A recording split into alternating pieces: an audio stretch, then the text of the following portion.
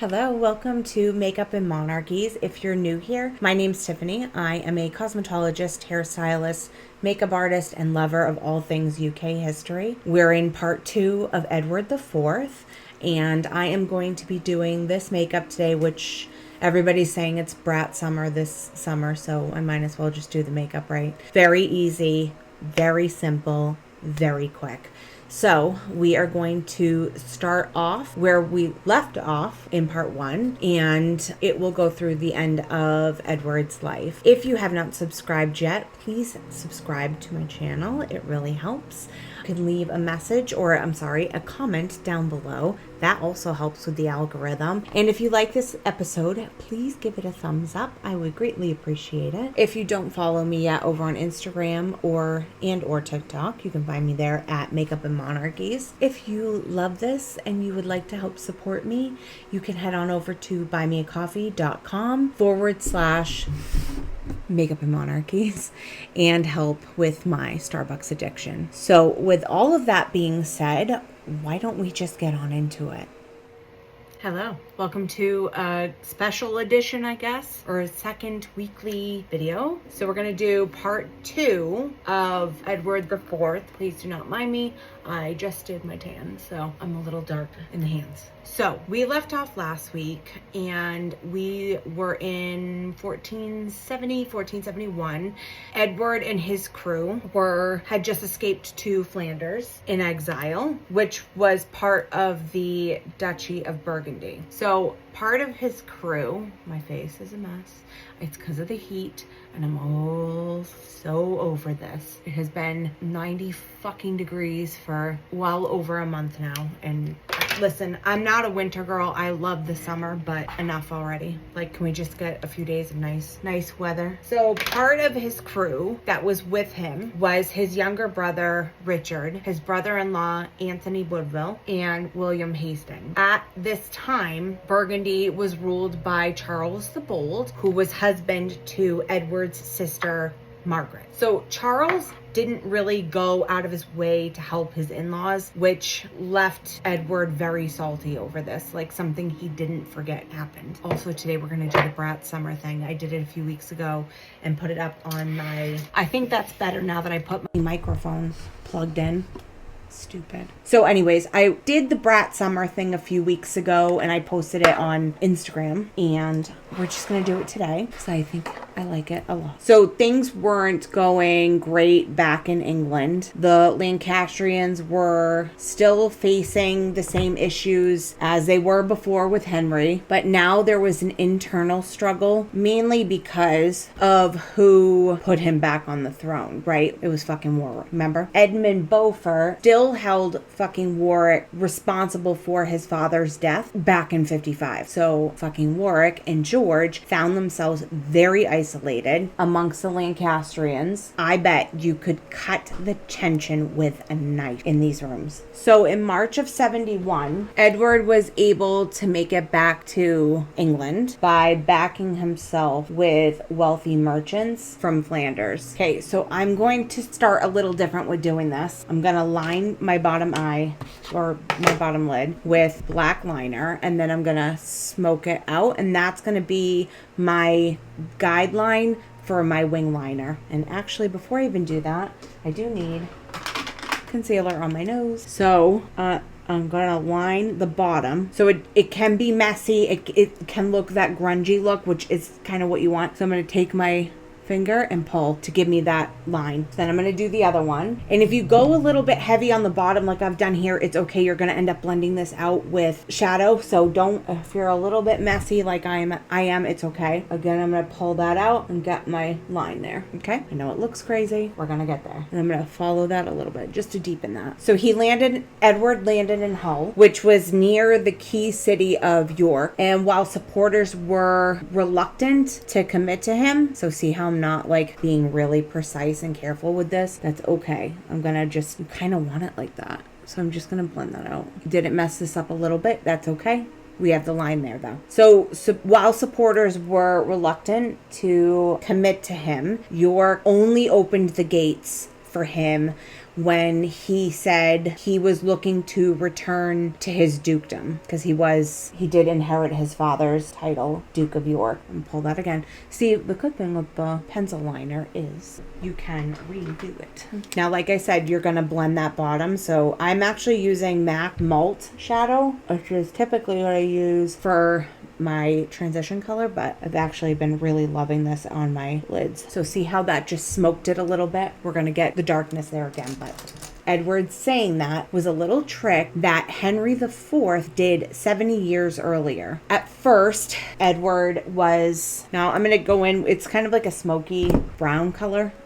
Sorry, might need Dramamine for this. So I'm going to follow that line out with this. So I'm just deepening that a little bit, and then I'm going to go on the top and kind of get my line here with this shadow. So at first, Edward had 600 men join him that were under William Parr and James Harrington. Does the name Parr sound familiar? That would be because this was the grandfather of Catherine Parr, Henry VIII's sixth wife. William had fought against the Yorks at Edgecote Moor, and this was one of the key factors that led to George changing to side with his brother. Edward and his men marched south and more recruits joined them. Okay, next I'm going to go in with Carbon by MAC just to darken that lower lash line again. And I'm going to pull that out a little bit. So see, I'm just smoking and deepening the lower lash line. So Edward got into London with no fight and took Henry VI prisoner. Queen Elizabeth was still in sanctuary at Westminster Abbey and had given birth to the couple's fourth child and first son 4 months prior while she was in sanctuary. I am going to keep this out because I'm going to end up smoking out a little bit here. The baby boy's name was Edward. I'm wondering if this was the reason Edward wasn't opposed, like nobody fought him when he came into London, because now the people knew that Edward had an heir. The Battle of Barnet took place on April 14th. Edward and his army fought against fucking Warwick and the Lancastrians. Fucking Warwick was killed during this battle and the Lancastrians were defeated. About 3 weeks later, you know what, I'm gonna just pop off real quick and do my liner. I'll be right back. So I'm back so easy. I'm just gonna go in a little bit now with the Carbon again and I guess you would say this is a liner brush, but I just like that the bristles are really short and tight, so it's good to like use to blend out. And I'm just gonna kind of go in here, kind of blur that line a little bit. And you can go back in with your liquid liner because that's what I use, and if you need to touch anything up. But see how it softened that line a little bit? See? Easy. So 3 weeks later, the two sides fought again at the Battle of Tewkesbury. By this time, Margaret of Anjou had made her way back to England with her son Edward of Westminster and his new bride Anne Neville. So Westminster fought in this battle and was killed. After Margaret was taken prisoner, the Lancastrians were defeated again. Edmund Beaufort was executed not long after. Margaret of Anjou was taken prisoner, and once Henry got wind in the tower that his son had perished during the battle, he died of melancholy, or he was smothered with a pillow. We'll never know. It was the following year, or so it's assumed, that Edward's younger brother, Richard, Duke of Gloucester, married the widowed Anne Neville. This caused massive issues between George and Richard, both now being married to the daughters of fucking Warwick. A lot of money and land was at stake, and George, being the snake that he was, wanted it all to himself. While some of the land had been given to fucking Warwick by Edward and could be taken away, he couldn't take away the land that was inherited through marriage. So that's the stuff they were arguing about. Another rebellion ended in February of 74 when John de Vere, 13th Earl of Oxford, surrendered. It's suspected that George had something to do with this as well. It was also this year that Edward agreed to a peace treaty with James III of Scotland after the recovery of Roxburgh and Berwick. This things seemed to be going smoothly for a while. Edward and Elizabeth had 4 more children. Margaret, who only lived to be 8 months old. Richard, Anne, and George. Richard and his brother Edward are involved in something later in life. If you know, you know. It was at this time that Edward had his most notable mistress, Elizabeth Lambert, best known as Jane Shore. The name Jane was actually an invention in the 17th century, since during the previous century, her real first name was omitted and forgotten. For the sake of all of our brains at this point, I'm going to call her Jane, because we have about 50 Elizabeths right now, and we're just going to keep it simple. So Jane was quite a lady. Edward's friend William Hastings had fallen in love with her before she married her husband, William Shore. Edward and Jane's relationship began in 76 and went through the end of his life. She did have a lot of pull with him, but she never used it for personal gain. I find her absolutely fascinating, and I'll probably do a full episode on her, but we're gonna just So right now, we're just going to park her here for now. Come 1475, Edward allied with Burgundy and declared war on France. Woo! But Charles the Bold focused on taking Neuss. I'm going to say Neuss. It's Neuss. And Louis opened up to negotiations. Edward landed in Calais not long after and signed the Treaty of Pequeny along with Louis. This entailed a 7-year truce between France and England, as well as officially ended the 100 Years' War. I always mess that up. In turn, Edward received or was awarded payment of 75,000 crowns up front and then a yearly pension of 50,000 crowns. I don't know how much that's worth now, but I bet you it's a lot. This allowed him to get the money back that he had spent for his army. Things with George started heating up again. Isabel gave birth to their 4th son in 1476, and shortly after she died from childbed fever. George claimed it was murder and that one of her ladies in waiting was responsible. She went on trial, and George convinced the jury that it was murder by poisoning. She was hanged right after the trial. Then claimed Edward used witchcraft to poison his subjects. There's more here. It's a whole thing, but we'll get into that when we do George. George was thrown in the Tower of London and put on trial for treason against his brother. Edward was the prosecutor and George wasn't present, but he was found guilty. He was executed on February 18th of 1478 at the Tower of London. It's claimed that he was drowned in a barrel or a butt of Malmsey wine. So I'm going to back up a little bit to 1450. There was an economic downfall in England, and it lasted until 1470. Money was a struggle for Edward during his reign. Parliament became reluctant to approve taxes for wars that Edward failed to prosecute. Then he used the money to finance his household expenses. He did invest heavily in business ventures with London and used it as an additional source of funding, which, I mean, it's not a bad, kind of smart, I guess. By 1482, Edward and Elizabeth had welcomed 2 more children, Catherine in 79 and Bridget in 80. On a personal note, I love that name, Bridget. I think it's so freaking cute. I'm just going to go back in with my black Vive Powering liquid liner just to deepen that. I'm not good at doing my liner on camera. I apologize. So I just slightly went in and made that a little bit of a deeper black. Just at the lash line. Can you see? That's better. That is so much better. Edward had built onto Eltham Palace and added a great hall. His court had been described as the most splendid in Christendom. He spent a lot of money on status symbols, and his collecting habits showed that he had an interest in scholarship, especially history. and I knew I loved him for a reason. He had nice clothes, jewels, and furnishings. He also had a collection of illuminated historical and literacy manuscripts. A lot of them were made specifically for him by craftsmen in Bruges. I'm just going to do my lashes. I'll be right back. Okay, I'm back. I'm going to do lashes today just to add a little bit of a dramatic effect if I can find mine.